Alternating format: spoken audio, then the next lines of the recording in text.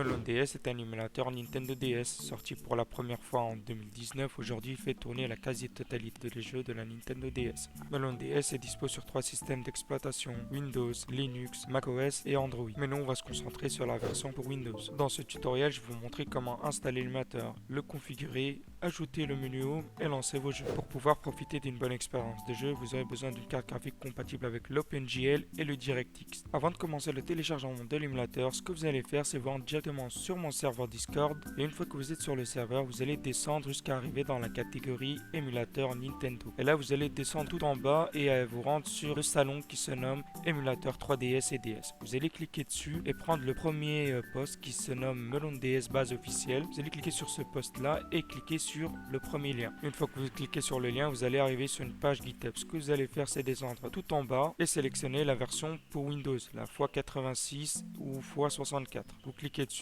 et là vous téléchargez tout simplement l'émulateur. Pour ma part, c'est déjà fait. Puis vous allez vous rendre encore une fois sur mon serveur Discord et télécharger l'archive qui se nomme NDS BIOS et firmware. Donc vous allez cliquer dessus et vous allez tout simplement la télécharger. Mais pour ma part, c'est déjà fait. Puis vous allez vous rendre encore une fois sur mon serveur Discord et télécharger l'archive qui se nomme DSi firmware plus DSi NAND. Donc ça, c'est ce qui va concerner tout simplement la DSi. Vous allez tout simplement cliquer dessus et cliquer sur poursuivre le téléchargement. Pour ma part, c'est déjà fait. Une fois le téléchargement des fichiers nécessaires terminé, ce que vous allez faire, c'est prendre les 3 archives que vous avez devant vous et tout simplement les extraire. Une fois l'extraction terminée, ce que vous pouvez faire, c'est supprimer les 3 archives. Bon, passons maintenant au lancement de l'émulateur Melon DS. Pour lancer l'émulateur Melon DS, vous allez vous rendre dans le dossier Melon DS et cliquer sur l'application. Au premier démarrage de l'émulateur, vous aurez tout simplement un message au milieu qui vous dit: si vous voulez lancer une ROM, vous devez vous rendre dans l'onglet File et choisir la ROM que vous possédez sur votre PC. Mais nous, ce qu'on va faire, c'est passer directement à la partie configuration. Pour configurer l'émulateur, vous allez tout simplement vous rendre dans l'onglet Config et aller sur la première partie EMU Setting. Dans la partie générale, vous avez la possibilité de choisir entre 2 consoles de la famille Nintendo DS. Donc vous avez la possibilité de lancer la DSi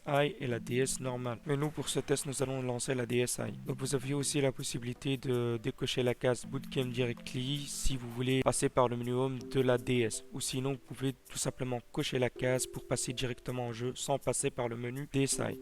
Dans DS Mode, vous pouvez cocher la case Use External BIOS Firmware pour ajouter le firmware de la DS. Donc là, ce que vous allez faire, c'est tout simplement aller chercher le fichier ARM9 de la Nintendo DS qui se trouve dans le dossier NDS BIOS. Une fois que vous aurez sélectionné le fichier, vous allez faire la même chose pour le ARM7 et vous faites la même manip avec le firmware.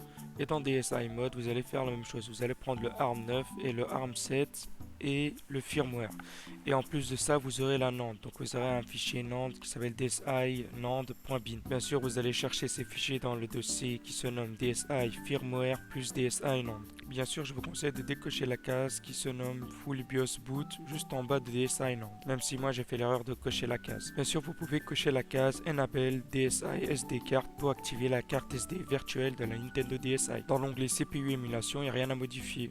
Dans l'onglet DLDI, vous pouvez cocher la case Enable DLDI pour activer les homebrew. Dans Dev Mode, il n'y a pas grand chose à modifier. Une fois la configuration terminée, vous pouvez cliquer sur OK.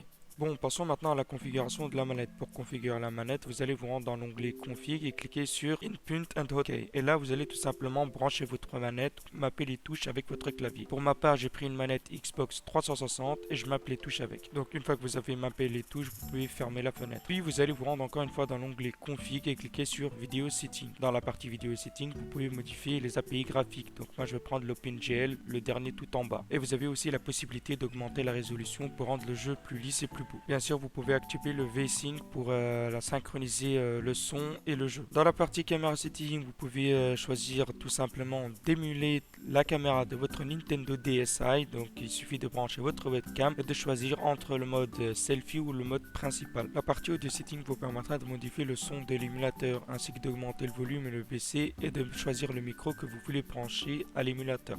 Dans la partie firmware setting, vous pouvez modifier le nombre d'utilisateurs ainsi que la langue et modifier la date. Bien sûr, je vous conseille de cocher la case qui se trouve dans la partie générale qui s'appelle Override Setting.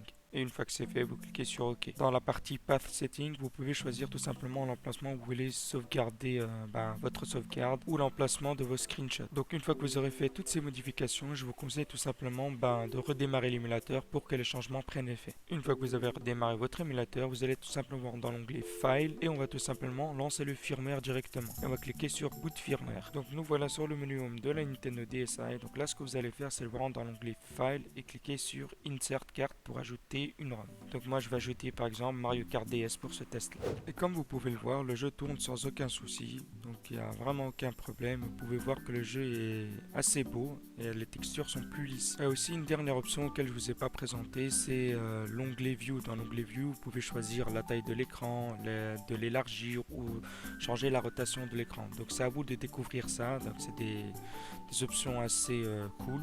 Voilà. Donc moi je vais pas trop m'attarder sur le jeu. Donc pour quitter le jeu, vous allez vous rendre dans l'onglet Système et cliquer tout simplement sur Stop. Donc il y a une option dans l'onglet Système qui se nomme Manage DS Title. Donc c'est une option qui va vous permettre d'installer des jeux DSiWare qui sont normalement au format .app. Voilà, donc c'est avec ce format et vous pourrez les ajouter au menu Home directement. Pour ma part, je l'ai déjà fait comme vous pouvez le voir. Donc à vous de découvrir ça et c'est vraiment facile à le télécharger. Donc là on se retrouve à la fin de la vidéo. N'hésite pas à liker, à t'abonner, à partager la vidéo. Si tu as des idées de nouvelles vidéos et que tu veux que je fasse, n'hésite pas à me le dire en commentaire, ça me ferait extrêmement plaisir. Et sinon, à la prochaine.